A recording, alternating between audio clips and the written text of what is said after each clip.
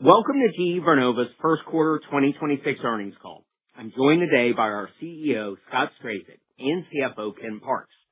Our conference call remarks will include both GAAP and non-GAAP financial results. Reconciliations between GAAP and non-GAAP measures can be found in today's Form 10-Q, press release, and presentation slides, all of which are available on our website. Please note that unless otherwise specified, our year-over-year commentary or variances on orders, revenue, adjusted and segment EBITDA and margin discussed during our prepared remarks are on an organic basis, which includes the removal of the impact of our Prolec GE acquisition. In addition, we realigned the reporting of certain business units to reflect how we are managing the company. Notably in Power, we integrated the steam business primarily into our nuclear business. In Electrification, we realigned the segment into 4 distinct business units to provide investors with greater visibility. This included revising our former Grid Solutions and Electrification software business units into 3 separate business units: Power Transmission, Grid Systems Integration, and Grid Automation and Software. A portion of our Electrification software was also moved to Gas Power. Finally, in Wind, we simplified our reporting by integrating LM Wind into Onshore Wind. These changes are reflected in our first quarter 26 10-Q and throughout our slide deck. We have posted a financial supplement on our IR website reflecting our realigned 2025 segment results. And please note there were no changes to our 2025 total company results. We will make forward-looking statements about our performance. These statements are based on how we see things today. While we may elect to update these forward-looking statements at some point in the future, we do not undertake any obligation to do so. As described in our SEC filings, actual results may differ materially due to risks and uncertainties. With that, I'll hand the call over to Scott. Thank you, Michael. Good morning, and welcome to GE Vernova's Q1 26 earnings call. We've had a solid start to 26. As global electrification accelerates, the structural drivers underpinning demand for our solutions continue to strengthen. The growth is just starting, and there is no company better positioned to serve and transform the global electricity system than GE Vernova. Since our spin, we launched with a $116 billion backlog. We've grown this backlog to $163 billion, with an 80% increase in our equipment backlog at considerably better margins. In the last 90 days, we've added $13 billion to our total backlog and now expect to reach $200 billion in backlog in 27 versus our previous expectation of 28. In Power, we delivered strong results and further margin expansion in 1Q, even with the continuing investments in capacity expansion and SMR. In Gas Power, we continue to see significant demand and favorable pricing trends for both equipment and services. This demand is global and spans a diverse set of customers. We saw continued strength in new gas turbine agreements in Q1, signing 21 gigawatts in countries like the U.S., Vietnam, Mexico, Brazil, and Canada to grow our total gigawatts under contract from 83 to 100 gigawatts sequentially. Backlog grew from 40 to 44 gigawatts, and slot reservation agreements increased from 43 to 56 gigawatts. Approximately 80% of our total gigawatts under contract are with traditional customers, with the remaining 20% explicitly supporting data centers. Our momentum has continued into April. Quarter to date, we have booked more power equipment orders in terms of value than we did in all of Q1 26. On pricing, we expect our orders in the first half of 26 to be priced 10 to 20 points higher than our 4Q 25 orders on a dollar per kW basis. We now expect to book 10 to 15 gigawatts of contracts in Q2 and to end 26 with at least 110 gigawatts under contract. On production capacity, we now have installed over 280 new machines in our gas power factories and remain on track to reach 20 gigawatts of annualized output by 3Q. Delivering on our growing backlog in the second half of this decade will lead to a larger and even more profitable service book that will benefit us in the 2030s and beyond. On the nuclear front, let's start with our operational progress in Canada on Unit 1 of the SMR project at OPG's Darlington site. With the recent regulatory approvals received by our customer, installation will soon begin on the 2 million pound base mat, a pedestal that will serve as the reactor's foundation. This is a critical milestone and serves as a great illustration of the progress we're making on the first SMR in construction in North America. We also continue to make progress on our commercial pipeline in North America as well as Europe. We are inspired and appreciative of the U.S. and Japanese government's announcement of up to $40 billion for GE Vernova Hitachi to build SMRs in the U.S. This represents the best of government leadership to reindustrialize an industry that matters to the world's future, and we continue to work hard to advance next steps with both governments. In parallel, we continue to work with TVA and the Nuclear Regulatory Commission, and we expect the NRC to issue the license to construct for Clinch River in Tennessee as soon as the second half of 26. In electrification, we achieved significant growth and margin expansion in Q1 as customers work to keep pace with increasing electricity demand, grid stability needs, and national security interests. This is a large and growing market where we continue to see strong demand for our portfolio of solutions.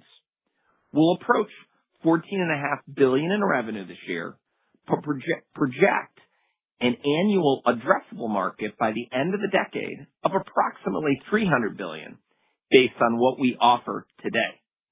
Point being, there remains substantial opportunity for us to grow.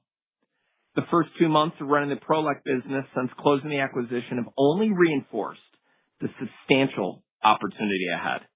I will talk more about electrification in 2 pages. In wind, the team is executing with discipline and is focused on the factors within our control. After successfully completing installation of the remaining wind turbines at Dogger Bank A and Vineyard Wind in Q1, we now have moved to the remaining commissioning activities for both projects. We are off to a very strong start on the installation of Dogger Bank B and continue to expect Dogger Bank B and C to take us through the better part of 27 to complete. In onshore, we continue to drive a more profitable service business with double-digit margin expansion versus the prior year for the second quarter in a row.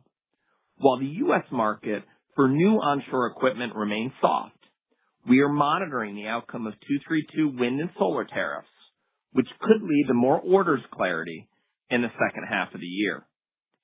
As our total company backlog builds, we remain focused on driving even stronger execution.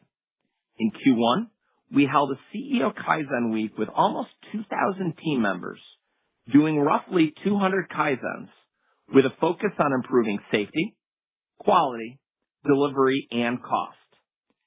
Coming out of the Kaizen week, we see the opportunity for over $100 million in EBITDA improvement in future years, driven from the lower costs and better quality performance. For example, we held our first series of Kaizens at Prolec post-acquisition. In one Kaizen, we focused on improving our sub-assembly process for transformer tanks, decreasing our rework hours by nearly 70% and delivering a nearly 40% output improvement. In another, we used lean manufacturing methods to reduce cycle times in the winding process for transformer production. These advances are helping us meet the growing demand for transformers as we accelerate the ramp in capacity to grow this business. We're also deploying AI to enable our employees, improve how we run our businesses, and accelerate innovation. We entered the year with 13 AI-based process transformations we were focused on executing, and the team is now working to double the transformations to 26 across GEV. I spent a minute to try to make this real for you all with 2 examples. In our gas power business, where we have the largest install base of gas turbines, steam turbines and generators of any OEM in the world, one of our real challenges is to project the demand and timing of needed investments in our customer fleets and ensure we have the right parts and resources available when a customer needs us. We utilize our decades worth of data and are building AI tools to automate our ability to match install-based demand with our planning to deliver a better performance for customers as well as a higher scope per outage for GEV. This is a very real customer example. But we also see substantial opportunity with sourcing as we leverage AI to drive parts rationalization and more intelligent bidding while further automating manual processes like invoice matching. We expect to save tens of millions of dollars every year going forward with these new tools while freeing up tens of thousands of hours of manual work. I give these two examples to reinforce for you that when you think about AI in GE Vernova, do not just think about AI as a demand driver for our equipment and solutions. We are running this company with a very determined focus on meeting the demand for growing electricity for AI, while simultaneously incorporating the technology into how we work to transform our company. GE Vernova is operating from a position of financial strength and executing our capital allocation strategy with discipline. In Q1, we invested approximately $700 million in R&D and CapEx combined, with R&D growing by roughly 25%, including work to commercialize new technologies. We also further simplified the organization with business dispositions that generated approximately $900 million in pre-tax cash. We also returned approximately $1.4 billion to shareholders, including the dividend, and $1.3 billion in share repurchases. Turning to the first quarter financial results, we are executing well in the growing long-cycle electric power industry. We booked $18 billion of orders in Q1, up 71% year-over-year. We also grew revenue by 7% year-over-year with growth in both equipment and services, while increasing our adjusted EBITDA margin by 390 basis points. We generated $4.8 billion in free cash flow in the first quarter, meaningfully above our full year 25 free cash flow of $3.7 billion. This robust performance was driven by strong orders and slot reservations of power and electrification as demand continues to accelerate. Regarding recent conflicts in the Middle East, the safety and well-being of our employees and partners in the region remains our top priority, and we continue operations in the region where it is safe to do so. We are monitoring the situation closely and have seen minimal impact to our business and financial performance to date. Given the strength of our first quarter performance and confidence in our full year trajectory, we are raising our revenue, adjusted EBITDA, and free cash flow guidance for the full year of 26, reflecting higher revenue growth in electrification, as well as further margin expansion at power and electrification. On the next slide, I want to spend some time on electrification. This segment is the biggest beneficiary of how we are operating GE Vernova today as one focused and integrated company. Electrification's growth trajectory has been significant. Since year-end 22, its backlog has grown from $9 to $42 billion, and we expect substantially more growth moving forward. This is being driven not just by traditional customers, but also data centers, which accounted for approximately $2.4 billion in orders in Q1, more than the full year of 25. Just to repeat that, our Q1 electrification orders to the data centers were more than full year 25 results. Additionally, electrification's backlog in North America is now nearly as large as its backlog in Europe, following a strong Q1 and the addition of Prolec. This growth is underpinned by our integrated, diverse product offerings and productivity-driven capacity expansions to fulfill rising demand for grid infrastructure. Let me expand on these business units for those less familiar with our electrification segment. Grid systems integration, the largest part of Electrification's backlog, delivers integrated solutions for large-scale electrification. This business sells HVDC systems and substations, including key data center solutions, all areas which have driven significant backlog and revenue growth as well as margin accretion. Today, our HVDC backlog represents approximately $10 billion to be delivered over the coming years and is located primarily in Europe, but we are seeing increasing momentum in other regions, including Asia, where we booked another large HVDC order this quarter. We expect to continue growing this portion of our backlog as we benefit from accelerating demand and investment in new products to expand our offerings for data centers. Power transmission produces high and medium voltage transformers as well as switchgear and capacitors to modernize the grid and expand global electrification. We continue to drive productivity to increase volumes into this attractive market with healthy margins. With our acquisition of Prolec, this business now has increased offerings, scale, and strategic flexibility in transformers, a product category seeing robust demand and a backlog that is approaching the size of GSI.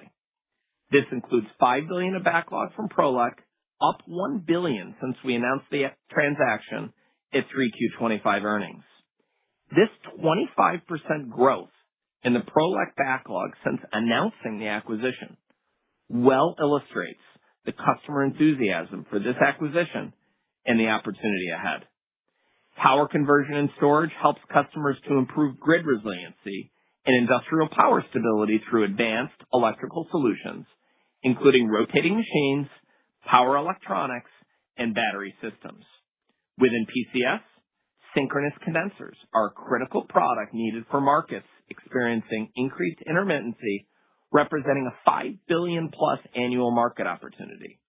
Overall, we see industry demand for grid resiliency products as growing low double digits through the end of the decade. Finally, we've combined our businesses that provide asset intelligence, monitoring, and grid software into grid automation and software. Real synergies exist between our Grid OS software and GridBeats that can help improve how the grid thinks, learns, and acts to enable utilities to move from reactive operations to predictive, autonomous grid management. We are also making investments in technologies that will define the next chapter of this segment's growth. For example, our historical business with the data centers has been the substation electrical equipment outside the data center, which remain the majority of our Q1 orders for this customer type. However, we also closed our first energy management system, or EMS, order in complement with substation equipment for a data center customer in Q1. EMS incorporates solutions from power conversion and grid automation and software to seamlessly integrate GEV assets with load requirements in the data center. This first order is part of a larger project that also includes our gas power equipment and substation electrical equipment. In dollars, EMS is a small part of this large order, but illustrates well the unique opportunity we have as GEV to provide integrated solutions that span power generation, electrical equipment, and automation and software solutions. With that, I will turn the call over to Ken for more details on our Q1 performance as well as our financial outlook. Thanks, Scott. Turning to slide 6, we delivered a strong start to 2026 with robust orders, growing backlog and revenues, margin expansion, and significant free cash flow generation. In the first quarter, we booked orders of $18.3 billion, a 71% increase year over year, and a book-to-bill ratio of approximately 2. Equipment orders more than doubled, while services orders increased 25%. All three segments delivered significant orders growth. As Scott mentioned, our backlog expanded to $163 billion, a significant year-over-year and sequential increase. Equipment backlog increased to $76 billion, up approximately $12 billion sequentially and 67% year-over-year, driven by both Electrification, which now incorporates Prolec's backlog, and Power. Equipment backlog margin remains healthy, reflecting favorable price and our continued focus on disciplined underwriting. Our services backlog grew $9 billion or 12% year-over-year to $87 billion, led by Power. Revenue increased 7%. Equipment revenue rose 10% year-over-year as 39% growth at Electrification and 25% growth at Power more than offset anticipated lower wind revenues. Services revenue increased 4% year-over-year, led by Power and onshore wind. Price remained positive. Adjusted EBITDA grew 87% year-over-year to $896 million, led by Electrification and Power. Adjusted EBITDA margin expanded 390 basis points with higher price, more profitable volume, and further productivity more than offsetting inflation, including the impact of tariffs, which started in the second quarter of 2025. We remain on track to achieve our $600 million G&A reduction target by 2028. We're executing on our roadmap to drive simplification and reduction of data platforms through numerous Kaizens. For example, in 1Q26, we launched a comprehensive company-wide data lake that enables us to retire 15 legacy data platforms, which we expect will reduce costs by approximately $15 million annually and significantly upgrade our technology to position us well for AI-enabled solutions. The strong adjusted EBITDA and working capital management drove $4.8 billion of free cash flow in the first quarter. Working capital was a $5.3 billion cash benefit, driven primarily by higher down payments on increased orders and slot reservations at Power, as well as higher orders at Electrification. Year-over-year, free cash flow increased $3.8 billion, driven by higher positive benefits from working capital and stronger adjusted EBITDA, partially offset by higher taxes and CapEx investments supporting capacity expansion. As Scott mentioned, we completed the acquisition of the remaining 50% ownership stake of Prolec for $5.3 billion. We also made further progress in simplifying our portfolio. We completed the sale of our manufacturing software business for approximately $600 million of pre-tax proceeds. We also sold an additional ownership stake in our China XD grid business and our interest in a merchant transmission facility, which together resulted in approximately $300 million of pre-tax proceeds.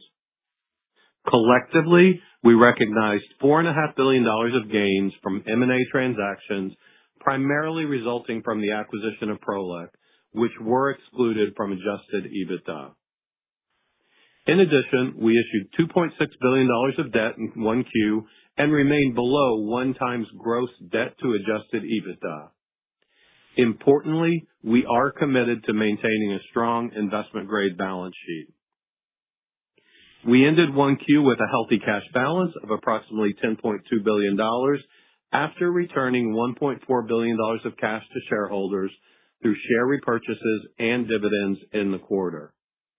We're encouraged by our strong financial performance to start off the year. Our growing backlog with healthy margin provides an excellent foundation for continued improvement in our financial performance moving forward. Turning to Power on slide 7. The segment delivered another strong quarter with robust demand, continued revenue growth, and significant EBITDA margin expansion. Power orders grew 59%, led by gas power equipment more than doubling year-over-year on higher pricing and HA units ordered. Power services orders increased 29%, driven by nuclear power given orders for upgrades, as well as continued growth at gas power. Revenue increased 10%. Equipment revenue increased from higher volume and price, driven by both heavy-duty gas turbine and aeroderivative growth at gas power.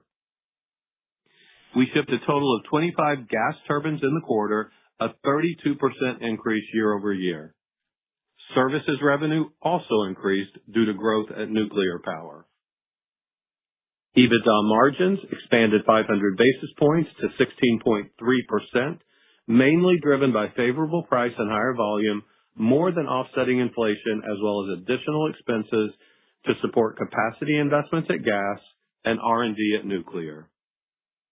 Looking to the second quarter of 2026 at Power, as Scott mentioned, we expect continued strong growth in gas equipment orders.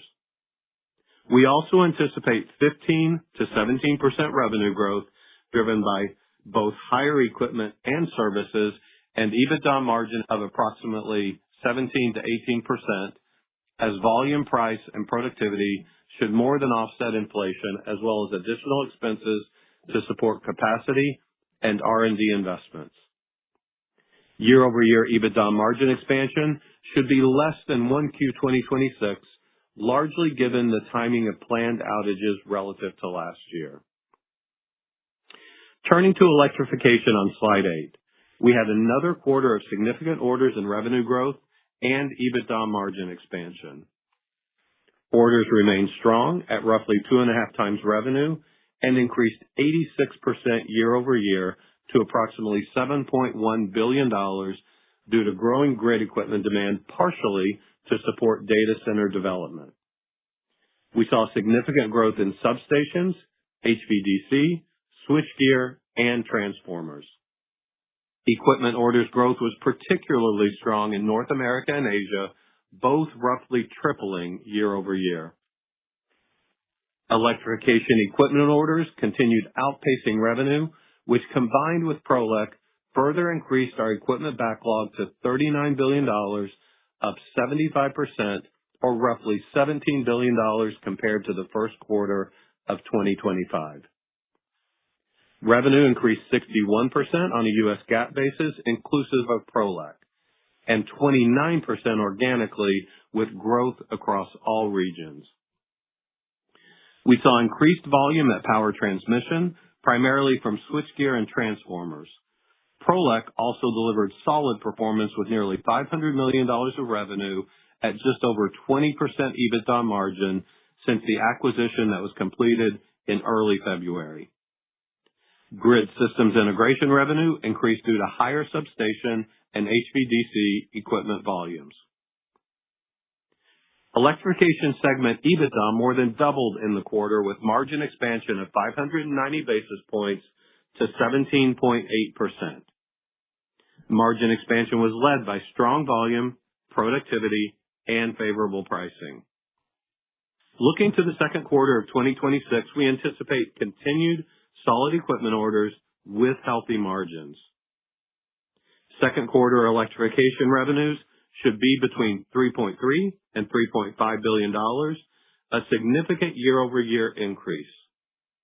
We also expect strong year-over-year EBITDA margin expansion from higher volume, productivity, and favorable price, with a margin rate modestly above 1Q 2026 levels. Turning to slide 9 on wind. We continue to focus on what we can control. In the first quarter, the team delivered stronger performance in onshore wind services and successfully completed installation of both the Dogger Bank A and Vineyard Wind offshore projects. Wind orders increased 85%, mainly due to improved onshore equipment orders, primarily in North America, off of a low year-over-year comparison. However, for now, it's still difficult to call an inflection point in U.S. orders as customers still face permitting delays and tariff uncertainty.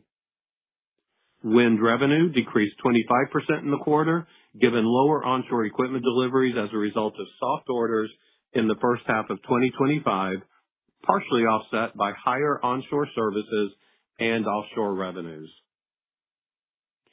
Wind EBITDA losses were $382 million in the quarter, in line with our expectations.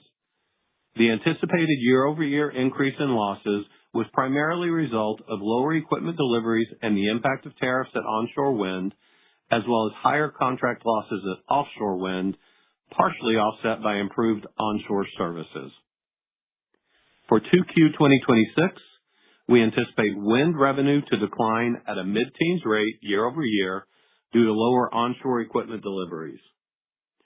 We expect EBITDA losses to be between $200 million and $300 million. The year-over-year increase in losses is primarily the result of the lower onshore equipment volume, partially offset by higher services profitability.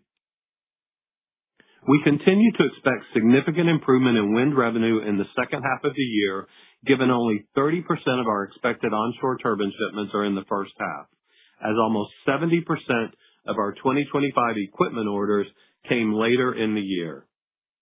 Also, the volume we're shipping in the first half has fewer contractual protections for tariffs since we signed these orders before their implementation. As a result, we expect EBITDA losses in the first half to be partially offset by profitability in the second half. Moving now to slide 10 to discuss GE Vernova guidance. For the second quarter of 2026, based on our expectations for the segments as outlined, we expect continued year-over-year revenue growth and adjusted EBITDA margin expansion. We also expect to deliver positive free cash flow in 2Q26, given our ongoing focus on aligning the timing of inflows and outflows, along with the impact of down payments, which correlate with the timing of orders. For the full year, we're raising our guidance based on the strong 1Q results and the continued momentum we see in our business. For revenue, we now expect to be in the range of $44.5 to $45.5 billion, up $500 million compared to our previous expectation due to additional growth at Electrification. We're raising adjusted EBITDA margin by 1 point at both ends of the range to 12 to 14%, driven by Power and Electrification. Given the accelerating strength in orders and down payments, in addition to the higher adjusted EBITDA, we're increasing our 2026 free cash flow guidance to between $6.5 and $7.5 billion, up from $5 to $5.5 billion. We're generating significant margin expansion and cash flow this year while still investing in the business. Our 2026 guidance includes an approximately 30% year-over-year combined increase in R&D and CapEx to support innovation and growth.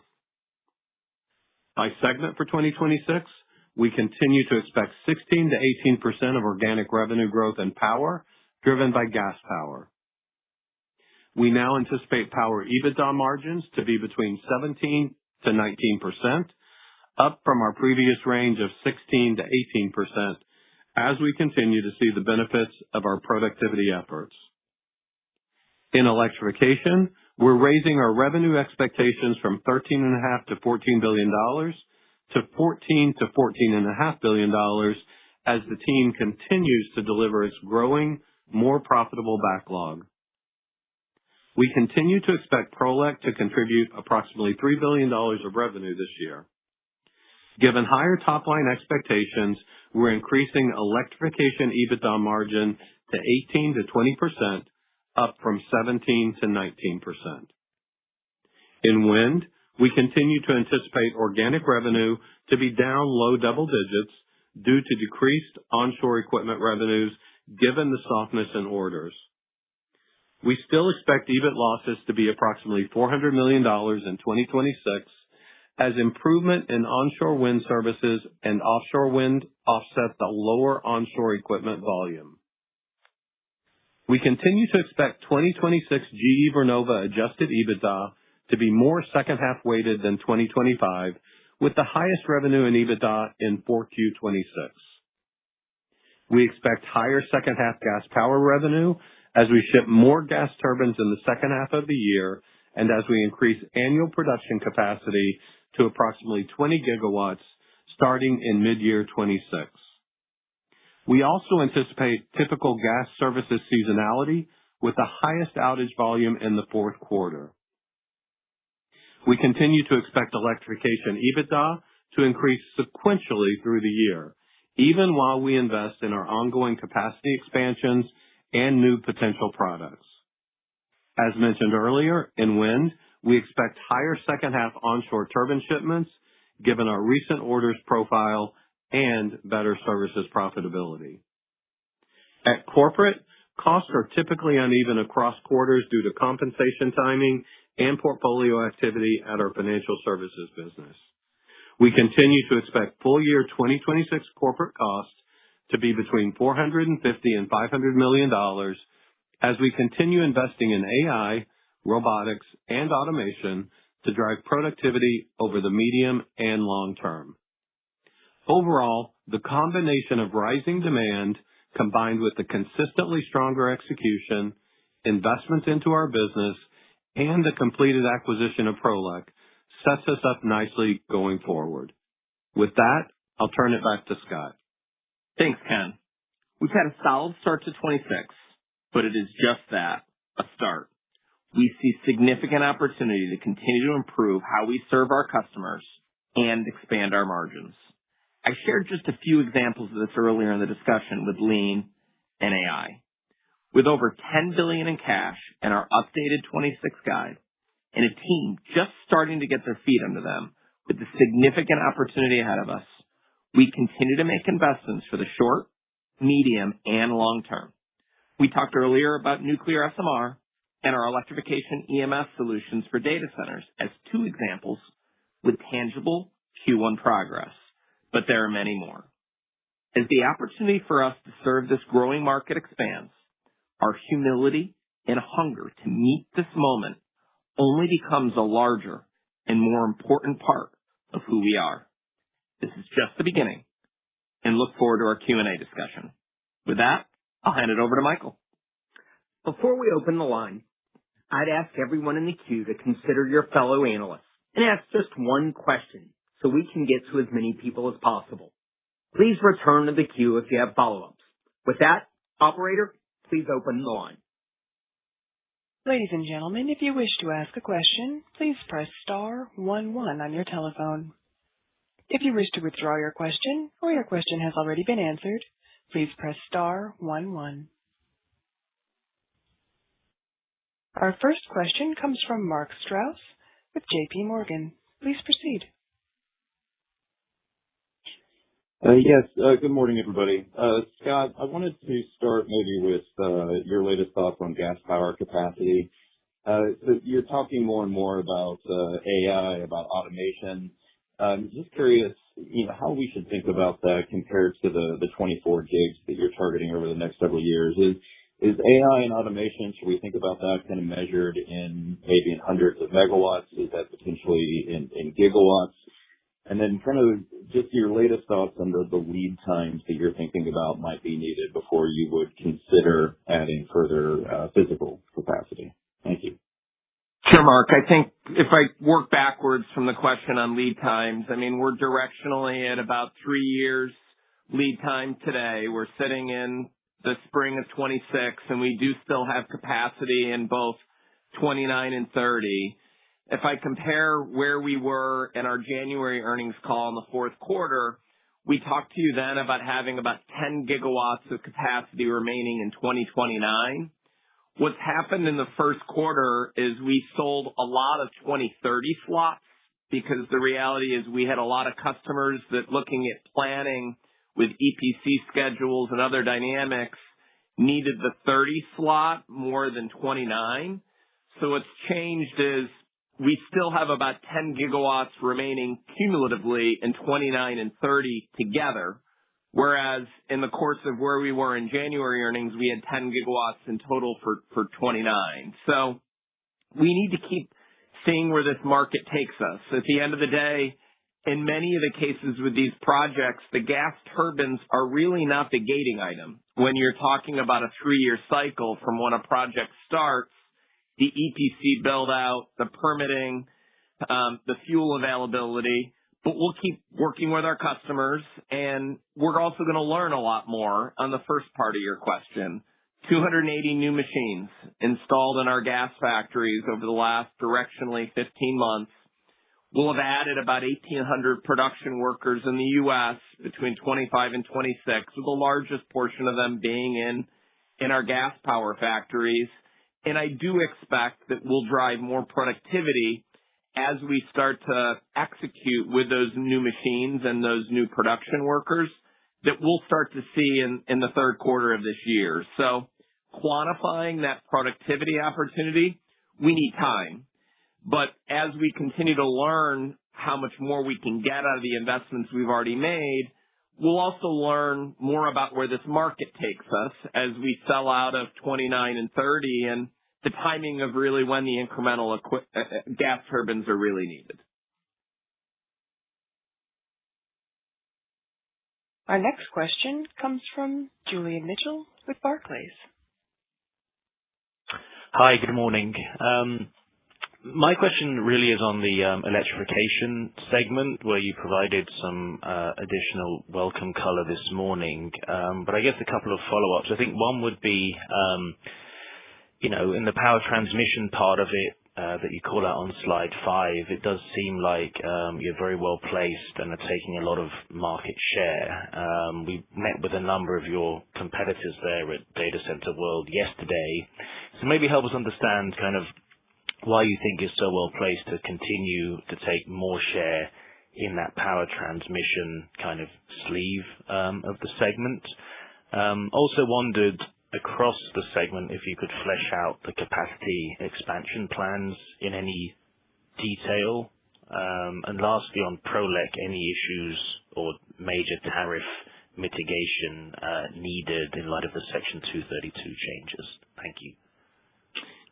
Thanks, Julian. I would say at the start, we don't really internally talk a lot about taking share per se when we're thinking about where we are with the PT business. This is really about continuing to do good business. And what is very clearly playing out is where we're doing really good business is where we're attaching that electrical equipment to the power generation solutions. And that integrated solution, and that's why in the prepared remarks, we talked a little bit about a project where we were getting the power generation, the electrical substation, and the EMS solution. We're clearly gaining momentum with integration of our products. And in that regard, I expect a lot more to follow.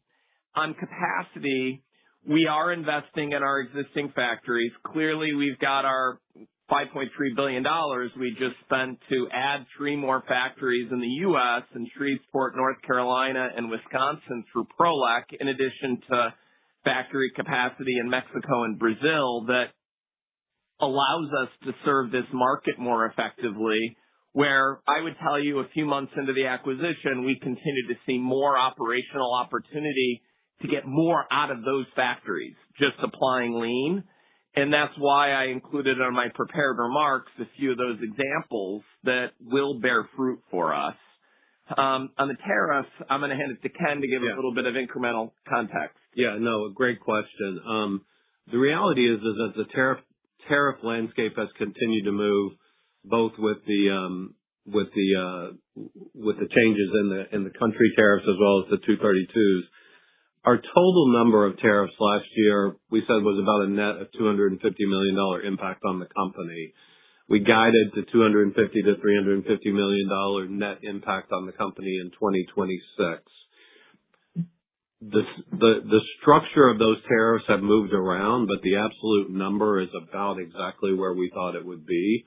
To your specific question on Prolec, certainly with how the 232s have been defined, there's a little bit more impact on the Prolec numbers, whereas we've seen lesser impact on some of the other businesses. But I would just tell you that where we sit today, that outlook for $250 to $350 million is fully built in our outlook. We'll continue to work mitigating plans through alternate sourcing, through also finding contractual provisions where we have the ability to work with our customers to pass a piece of this along. But we are managing through the landscape just like we did last year. Our next question comes from Nicole DeBlase with Deutsche Bank. Yeah, thanks. Good morning, guys. Good morning. I'd like to go back to gas power. So just thinking about, could we get a little bit more color on what you're hearing through customer conversations, pipeline growth?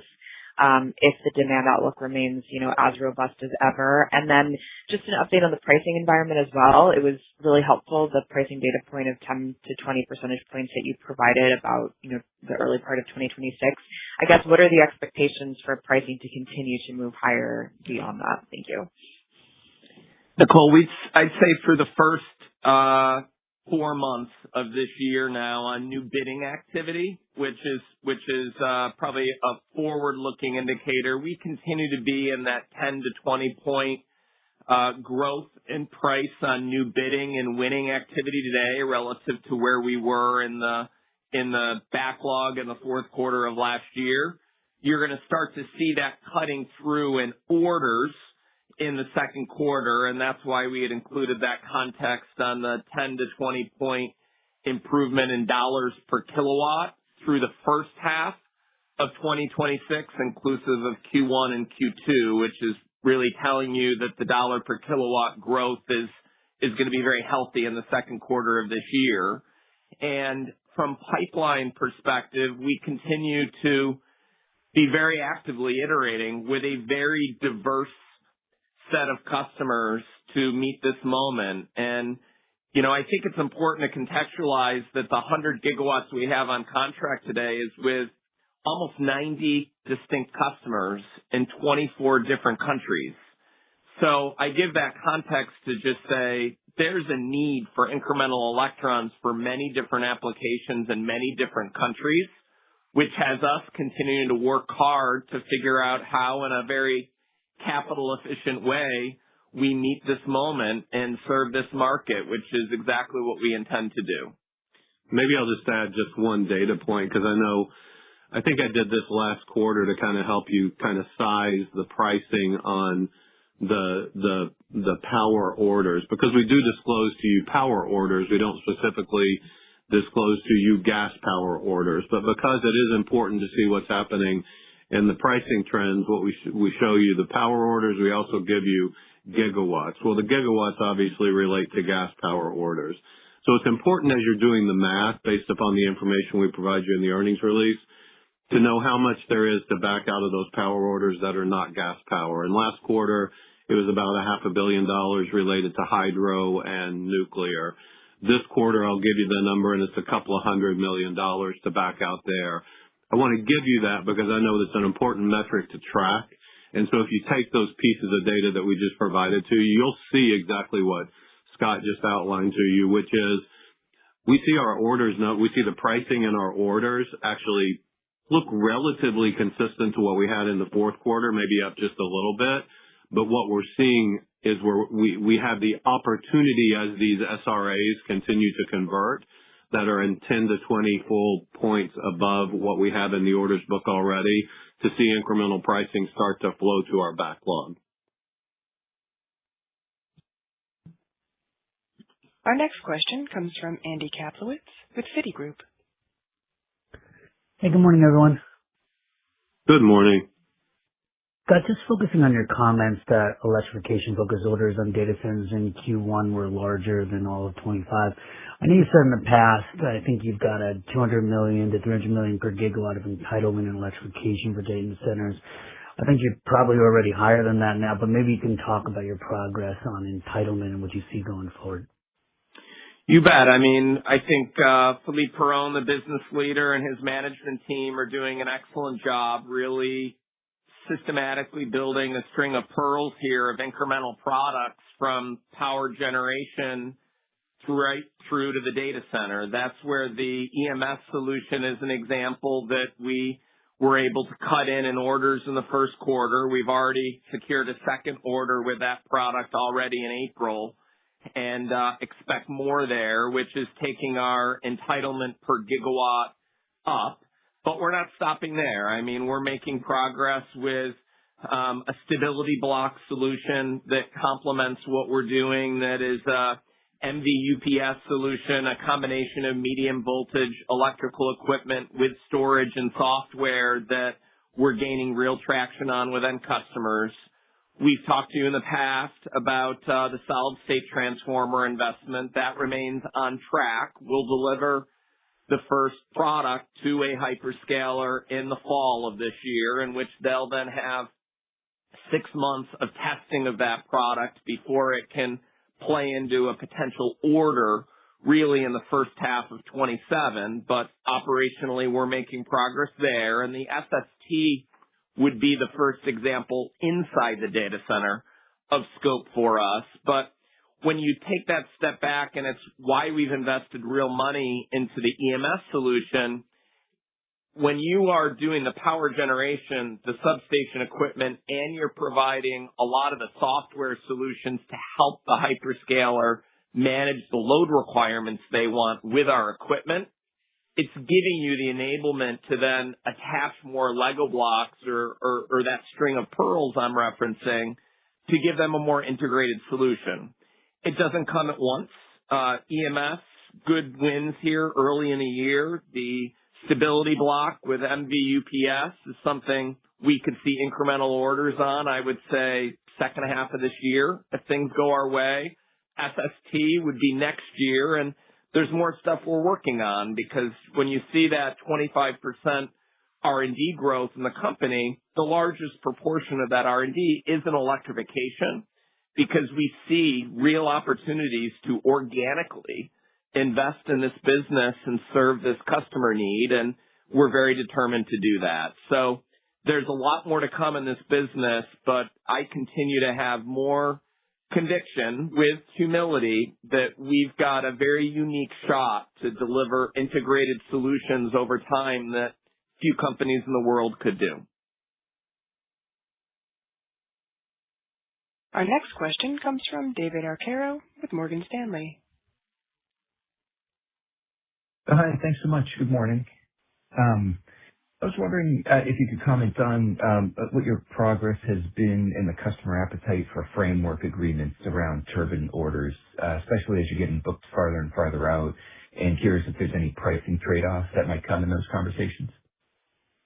In those conversations, thank you, David, the conversations have generally centered on securing long-term commitments at today's pricing through generally a 5-year period of time during the first half of the next decade that would give us volume clarity in that period of time to continue to sustain our investments to meet this moment. We have not closed one of those transactions to date. Admittedly, we've been having these conversations for a period of time, and what continues to happen is incremental orders, let's call it by the drink, and that was the reference to a lot of 2030 contracts that were signed in the course of the first quarter, including with the hyperscalers. It's about 20% of our 100 gigawatts are direct to the data centers. And the conversations continue on, call it, 30 to 35 framework agreements, but we haven't closed one to date and are continuing to iterate both strategically on the gas turbine content, but also the attached potential with the electrical equipment and some of the other solutions we're talking about. And in some fashion, that expanded scope, including electrification with some of the discussions, even further is elongating the iteration that's happening, but is a productive iteration we're going to keep working hard on. Our next question comes from Joe Ritchie with Goldman Sachs. Hey, guys. Good morning. Good morning, Joe. So look, obviously a big uptick in SRAs. One of your biggest competitors has talked about not taking orders beyond 2030 because they want to make sure that the supply chain can deliver on anything beyond 2030. I'm just wondering what your approach is going to be. Are you planning on limiting any type of order intake? Just any thoughts around that would be helpful. We feel better and better, Joe, about our ability to meet this moment for the long term. We continue to invest in our suppliers and our partners that are making very good progress. I spend a substantial amount of time within that supply chain, and we do continue to expect to take on orders for 31 and beyond. We referenced earlier, we have about 10 gigawatts remaining of 29 and 30 capacity. and generally speaking, don't find our heavy-duty gas turbines to be the gating item on a directionally 3-year cycle time right now.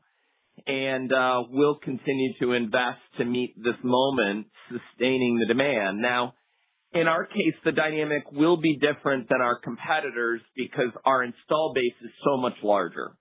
And when you have an exponentially larger install base than the other OEMs, we have to continue to partner with our supply chain to support a growing fleet. I mean, we have 231 HA units on order right now. Over 100 of those haven't been commissioned yet, and that number is going to grow substantially through the rest of the year.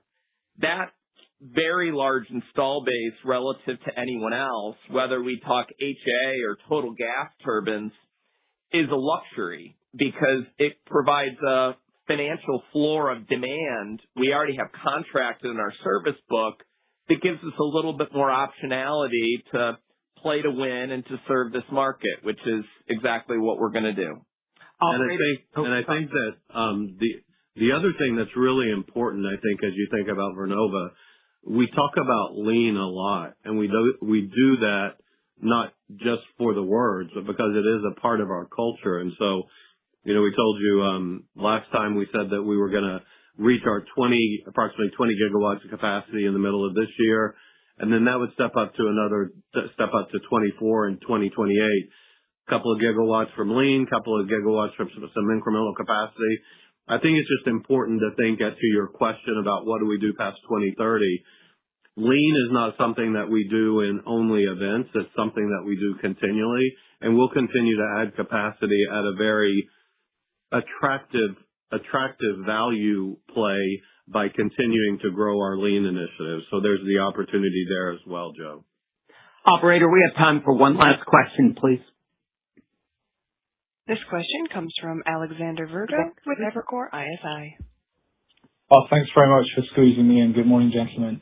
I wondered if you could just clarify your comments around April in terms of the power turbine or the turbines that you've already signed in April. And if you could just touch on the Vietnam order for us, Scott. I think you also referred in your comments about some questions over availability of fuel. I think there's been a little bit of debate over what the complexion of that Vietnam order actually looks like, with one of the slugs of the 4.8 gigawatts, I think, being questioned over whether or not they change it to renewables. So appreciate any color you can give us on that. Thank you. You bet, Alexander. And I think it's an important point to close on, in the sense that when I am iterating with our Asian customers right now, and you think about LNG opportunities in a place like Vietnam or Japan. I was with one of our largest Japanese customers last week. You're talking about gas turbine deliveries in 2030 and beyond right now, and commissioning projects for 2032 and 2033. For those customers, the LNG dynamic in the moment with the crisis in the Middle East, they're not really changing their underwriting assumptions for LNG economics in 2032 today. So we aren't seeing a change in buying behavior, I would say, in LNG-oriented markets like that in Asia, at least to date, by any means. Now, we have talked in the past about the fact that we have commissioned our first LNG to power project in Vietnam, 1.6 gigawatts. We have an incremental 3 projects on contract that are more in SRA category right now that'll evolve into orders over time. Alexander, I have seen, and we've been iterating with our customers on some of what you could be citing in the press on one of the customers evaluating gas relative to a shift to renewables. And I would just tell you there are more projects that our customers are talking about than what we have on contract today. So our 4.8 gigawatts that we cited in the past are all continuing to progress. Frankly, there's more than those 3 projects that are being negotiated with the government in Vietnam that that is more relevant to your question. But we'll continue to work with our customers in Vietnam and throughout the world on the dynamics that they're facing to get projects done, and are highly confident that we can do that. And a quick one, just to answer your first question, the clarification on April orders was that we said that in April we have booked power equipment orders of value equivalent to what we booked in the full first quarter. Got it. Before we wrap up, let me turn it back to Scott for closing comments. Everybody, we appreciate you giving us the time this morning. Similar to our Capital Markets Day in New York City in December at the end of last year, we talk a lot about giving being an important part of the culture we're building the company. In December, we had done the STEM toy drive that led to 80,000 some odd toys ultimately contributing. We've got a team at the New York Stock Exchange this morning announcing a $4.5 million commitment to the Engineering of Change program that's going to touch 6,000 students over the next 4 years in some important markets for us in the U.S. and the U.K. And just wanted to reinforce that and share that announcement that will be made today through our foundation. It's just an important part of who we are and the company and culture we're building. For our customers, we continue to appreciate their trust in us. For our employees, I personally thank each and every one of them for their work every day, and I'm proud of the team that we're building. We need our partners and are appreciative of them. And for all of you, our investors, thank you for your continued commitment to Vernova and continued interest in the company. We're appreciative and proud of our start, but it's just that, a start. This is just the beginning, and we've got substantial opportunity ahead. So thanks, everyone. Thank you, ladies and gentlemen. This concludes today's conference. Thank you for participating. You may now disconnect.